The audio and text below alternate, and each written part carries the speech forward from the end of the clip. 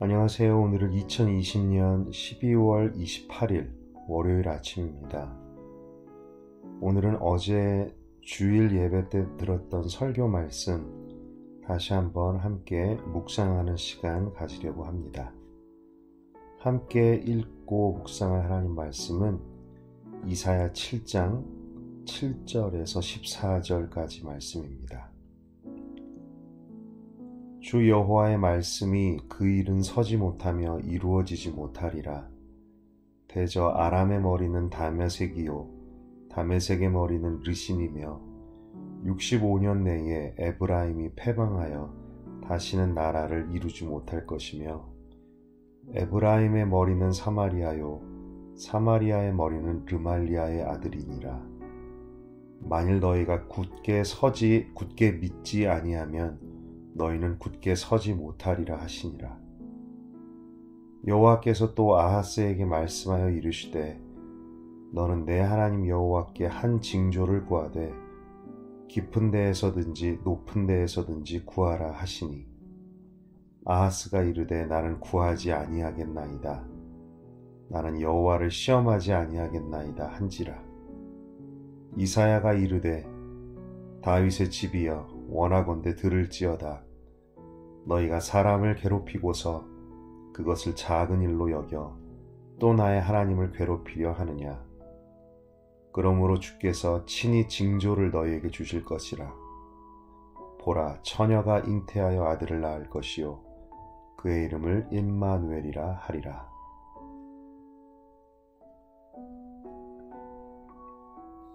우리는 어제 찬송가 384장 나의 갈 길 다가도록 그 찬양과 또 그 이야기를 가지고 함께 말씀 나눴습니다.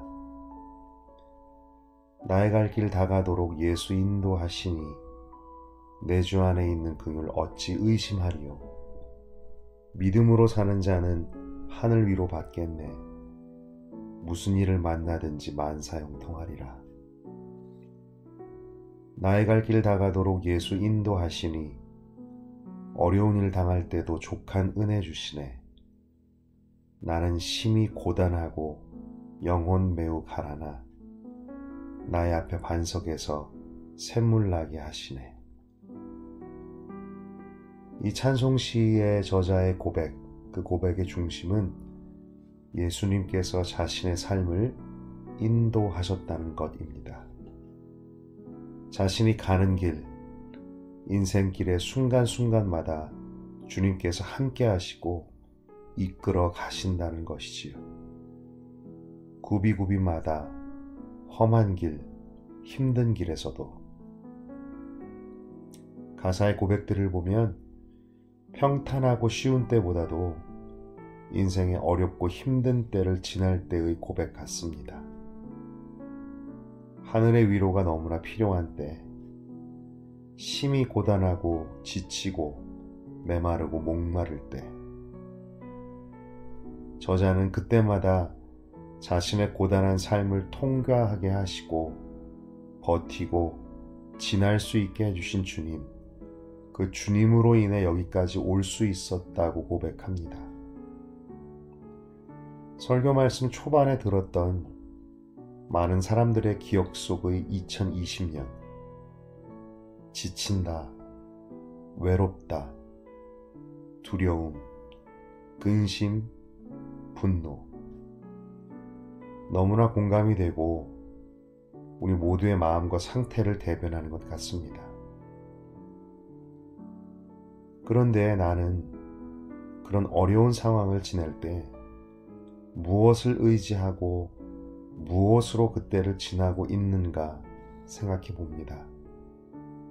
이 찬송시의 저자처럼 예수님의 함께 하심, 그것을 의지하고 있는지, 아니면 아하스 왕처럼 세상을 의지하고 세상을 향해서 믿음의 고백을 하며 살고 있는 것은 아닌가. 혹은 이 때가 그저 지나가기만을, 빨리 끝나기만을 기다리며 주님이 없는, 주님을 바라지 않는 인내와 인고의 때를 지내고 있는 것은 아닌가. 믿음, 주님께서 함께 하신다는 것을 믿는 믿음. 만일 너희가 굳게 믿지 아니하면 너희는 굳게 서지 못하리라. 믿음은 하나님의 약속을 담는 그릇이라는 말이 강하게 마음에 남습니다. 믿음이 없으면 그 약속을 나의 인생에 담을 수가 없다는 것. 다르게 말하면 경험할 수가 없다는 것이지요. 하나님의 약속을, 하나님께서 함께 하신다는 그 약속을. 같은 인생을 살아도 같은 길을 걸어도 전혀 다른 방법으로 걸을 수 있을 것 같습니다. 굽이굽이 험한 길마다 주님께서 함께 하신다는 것을 믿고 바라보며 이것을 경험하며 사는 인생이 있고, 반대로 그 험한 길을 홀로 짐지고 씨름하며 혼자서 걸어가는 인생. 이 두 인생은 길의 과정, 여정이 다를 것입니다. 하나는 눈물이 있는 동시에 만족과 은혜가 함께 있지만, 다른 하나는 계속해서 지치고 외롭고 고단하고 이를 갈며 그 길을 가야 할 것입니다. 게다가 이 두 인생길은 그 길의 끝도 정말 다를 것 같습니다. 찬송가 3절의 가사는 믿음으로 걸은 인생, 그 인생의 끝자락, 마지막 순간의 고백과 같습니다. 나의 갈 길 다가도록 예수 인도하시니 그의 사랑 어찌 큰지 말로 할 수 없도다. 성령 감화 받은 영혼 하늘나라 갈 때에 영영 부를 나의 찬송 예수 인도하셨네.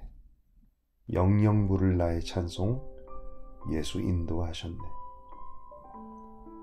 자신의 인생의 끝자락 결론의 때에 이 험한 세상의 인생길을 마치고 하늘나라에 가서 곧 사랑하는 주님 만나게 될 때에 자신이 그때 고백할 말은 평생 부르고 외치고 고백했던 그 말밖에 할 것이 없다는, 예수님께서 평생의 나를 인도하셔서 제가 여기까지 왔습니다. 이 찬송의 저자 크로스비 여사의 묘비에 써있다는 글귀. 그녀는 일생에 그녀가 할 수 있는 일을 다 했다라는 것. 어떻게 그녀는 그런 평가를 받을 수 있었을까요? 사람이 쓴 글이겠지만 왠지 주님께서도 그녀의 인생을 두고 그렇게 평가하셨을 것 같습니다. 이런 생각이 듭니다. 자신의 인생길에서 믿음으로 사는 자만이 충성과 인내의 열매를 맺을 수 있다. 자신이 걷는 길 굽이굽이마다 그곳이 감옥이라 할지라도 주님께서 인도하셨고 또한 함께 계신다는 것을 믿는 사람만이 현재와 오늘에 충성할 수 있다는 것입니다. 그리고 그렇게 하루하루를 살 때에 우리 인생도 크로스비 여사와 같이 그런 평가를 주님께 받을 수 있지 않을까요? 2020년 어느 때보다도 쉽지 않았던 때, 그 연말에 어느 때보다 감정적으로, 육체적으로, 그리고 영적으로도 지치고 힘든 때를 보내고 있는 것 같습니다. 그리고 이것은 저 혼자만의 이야기는 아닐 것 같습니다. 이때 자신에게 묻습니다. 나는 믿음으로 살고 있는가?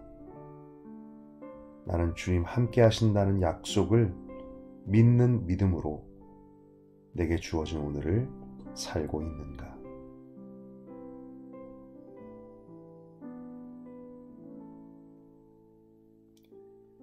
이 시간 말씀을 기억하며 자신의 삶, 자신의 인생을 한번 돌아보기를 원합니다. 당신은 오늘 자신에게 주어진 인생길을 무엇으로 살고 있습니까? 믿음으로, 세상으로, 스스로를 의지하며. 믿음으로 산다는 것은 어떤 의미일까요?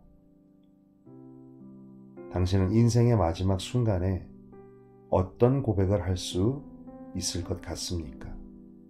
그리고 주님께 어떤 평가를 들을 것 같습니까? 이 시간 함께 묵상하기 원합니다.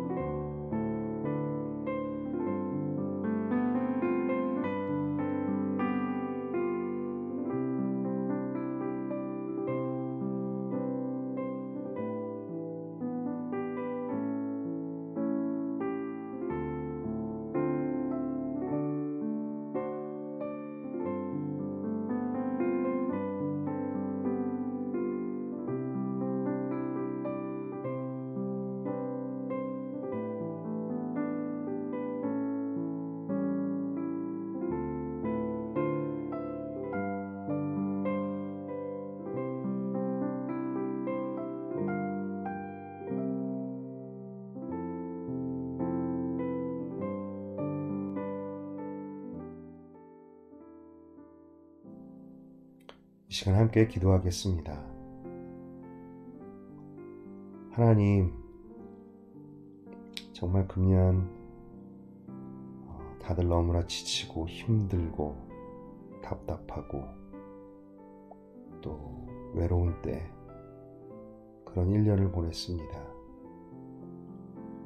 그리고 이 연말의 때가 정말 어느 때보다 더 지치고 힘든 때를 보내고 있는 것 같습니다.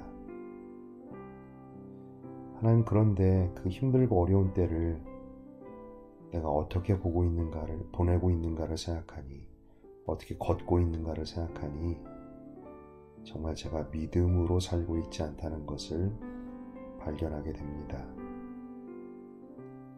성경 속에 주님께서 주셨던 수많은 약속의 말씀들을 하나님, 제가 정말 믿지 않는 것을 주님 앞에 회개합니다. 그 약속의 말씀을 믿는 자만이 그것을 경험하며 살 수 있다라는 그 말 마음에 새깁니다. 하나님 아버지, 믿음으로 사는 자, 믿음으로 걷는 자만이 오늘을 충성할 수 있을 것 같습니다. 저도 이 찬송가 저자의 그 묘 위에 있는 글귀처럼, 사람들의 평가처럼 하나님, 저의 인생이 주님 앞에 충성의 열매를 맺을 수 있기를 원합니다. 하나님, 우리 하늘의 모든 지체들, 말씀의 묵상 함께 나누는 지체들, 하나님, 오늘 하루를 그 믿음으로 살 수 있도록 도와주시옵소서. 예수님의 이름으로 기도드렸습니다. 아멘.